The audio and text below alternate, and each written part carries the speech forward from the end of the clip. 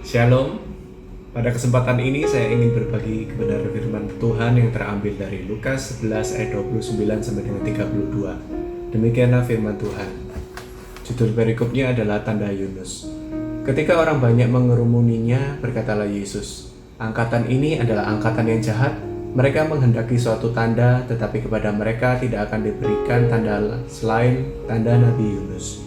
Sebab seperti Yunus menjadi tanda untuk orang-orang Niniwe, demikian pula lah Anak Manusia akan menjadi tanda untuk angkatan ini.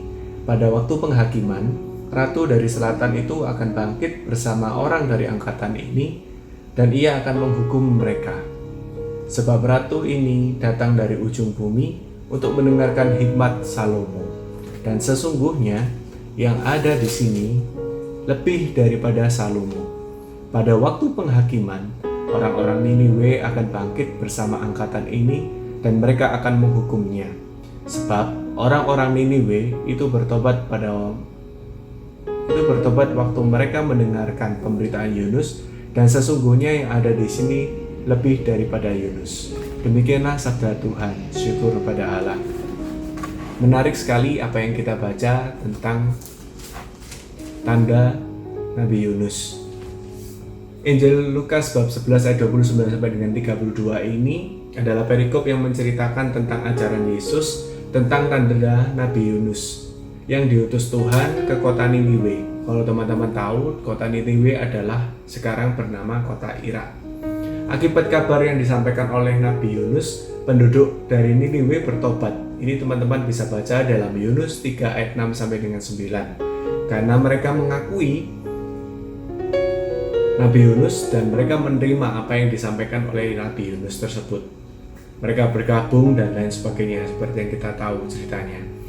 Sedangkan Yerusalem tidak mengakui Yesus. Padahal Nabi Yunus hanyalah gambar bayangan jika dibandingkan dengan Yesus sendiri. Yesus menanggapi permintaan orang Farisi yang meminta tanda dengan mengajarkan tanda Yunus yang dikaitkan dengan tanda yang akan disampaikannya. Tanda yang dimaksud adalah kebangkitannya dari alam maut. Kebangkitan Yesus adalah tanda atau mujizat yang terbesar dan sempurna untuk membuktikan kealahannya dan keilahian ajarannya, juga misi yang dia sampaikan ketika dia datang ke dunia. Sama seperti ikan besar yang menelan Nabi Yunus selama 3 hari, maka perut bumi akan menelan Yesus selama 3 hari sebelum ia bangkit dari mati. Rasul Paulus mengajarkan bahwa Yesus bangkit pada hari ketiga sesuai dengan kitab suci. Ini teman-teman bisa baca di dalam 1 Korintus 15 ayat 3 sampai dengan 4. Yesus kemudian membuat satu lagi perbandingan, yaitu Ratu dari Selatan adalah Ratu dari Seba yang berasal dari daratan barat daya Arab, sekarang Yemen, mengunjungi Raja Salomo. Teman-teman bisa lihat tentang hal ini dalam 1 Raja-Raja 10 ayat 1 sampai dengan 10. Dan sangat terkagum-kagum oleh kebijaksanaan Raja Israel tersebut. Yesus jugalah yang digambarkan secara samar-samar oleh Raja Salomo, yang menurut tradisi Yahudi adalah lambang orang yang bijaksana. Teguran Yesus diperjelas dengan kenyataan bahwa mereka adalah orang-orang pagan atau penduduk Niniwe dan Ratu dari Selatan. Jadi mereka yang dikabarkan, mereka yang diberitakan itu diibaratkan seperti orang-orang Niniwe dan Ratu dari Selatan. Bertobat setelah mendengar pengajaran Tuhan. Jadi orang-orang yang diberitakan oleh perumpamaan yang Yesus katakan itu bertobat setelah mendengar pengajaran Tuhan. Namun orang-orang Yahudi yang pada waktu itu mendengarkan Yesus bahkan tidak mengenali pesan Tuhan yang disampaikan Yesus pada saat itu. Pertobatan orang-orang pagan tersebut merupakan gambaran awal bahwa iman Kristiani akan juga menjangkau orang-orang non-Yahudi. Maka pada hari penghakiman, Ratu dari Selatan ini yang telah menerima pesan Allah akan bangkit dan turut mengadili orang-orang Yahudi. Karena ia telah termasuk dalam bilangan orang percaya. Sedangkan orang-orang yang menolak Yesus akan masuk dalam bilangan orang-orang yang tidak percaya. Ini teman-teman bisa baca dalam 1 Korintus 6 ayat 2. Bagaimana dengan kita, pertanyaannya? Siapakah Yesus bagi kita? Apakah kita sungguh-sungguh mengimani Yesus? Salah satu ciri bahwa kita mengimani Yesus adalah bahwa percaya Yesus adalah Tuhan. Dan memang Yesus adalah Tuhan. Di dalam Yohanes 14 ayat 6, Yesus mengatakan, "Akulah jalan dan kebenaran dan hidup. Tidak ada seorang pun yang datang kepada Bapa kalau tidak melalui aku." Yesus adalah jalan, kebenaran, dan hidup untuk menuju kepada Bapa sendiri. Dan Yesus sendiri dikatakan adalah Allah yang menjelma menjadi manusia. Ini teman-teman bisa baca di dalam Yohanes 14 ayat 9, ketika murid-muridnya tanya, "Tunjukkanlah Bapa itu kepadaku." Lalu Yesus menjawab, telah sekian lama kamu bersama-sama dengan aku, dan saat ini engkau mau supaya aku menunjukkan Bapa? Bukankah kamu percaya bahwa aku di dalam Bapa dan Bapa di dalam aku? Barang siapa melihat aku, dia telah melihat Bapa. Jadi dalam hal ini Yesus mau mengatakan bahwa dirinya satu dengan Bapa, bersatu dengan Bapa sendiri. Bagi saya secara pribadi, Yesus adalah Tuhan dan Juru Selamat yang hidup. Sejak saya mengalami hidup baru, mengalami kasih Allah, saya benar-benar semakin ditambahkan iman saya dan percaya bahwa Yesus benar-benar Tuhan. Yesus benar-benar mendampingi kehidupan saya, menolong saya di dalam segala sesuatu. Sedikit-sedikit saya selalu menyebut namanya, meminta bimbingannya, meminta pertolongannya.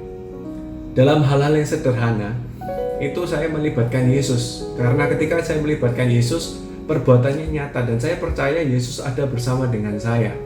Demikian halnya juga perlu kita percayai bahwa Dia selalu ada di dalam suasana apapun kehidupan kita. Pernah beberapa kali saya mengalami kesulitan untuk mencari barang. Saya mencari barang ini ada di mana. Kemudian Roh Kudus mengingatkan saya untuk menyebut nama Yesus dan meminta bantuan Yesus. Dan pada saat itu saya menyebut nama Yesus. "Tuhan Yesus, tolong bantu saya untuk menemukan barang ini, karena barang ini sedang saya perlukan." Dan saya percaya bahwa kalau memang Tuhan Yesus yang akan menolong saya. Tidak lama kemudian, puji Tuhannya, barang tersebut bisa ketemu. Bisa saya dapatkan kembali di tempat yang sebelumnya saya tidak terpikir.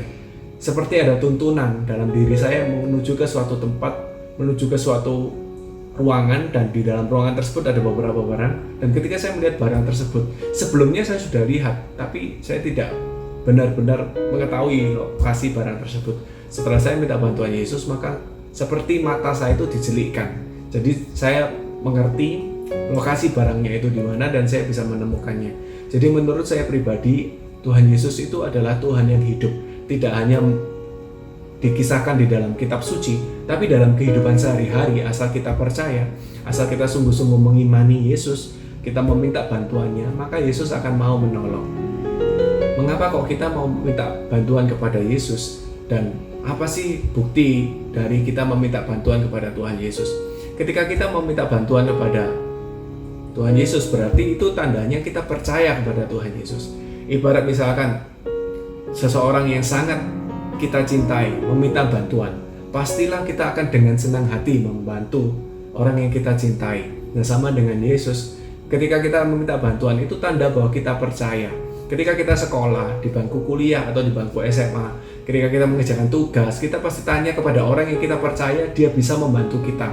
Entah kepada guru, entah kepada dosen, entah kepada guru les, orang tua, kakak, orang yang menurut kita pandai dan bisa mengerjakannya. Karena kita tahu kemampuan mereka dan kita meminta bantuan mereka. Sama dengan Yesus. Mari libatkan Yesus dalam kehidupan kita sehari-hari. Jadikan Yesus benar-benar sebagai Tuhan dan penyelamat dalam hidup kita.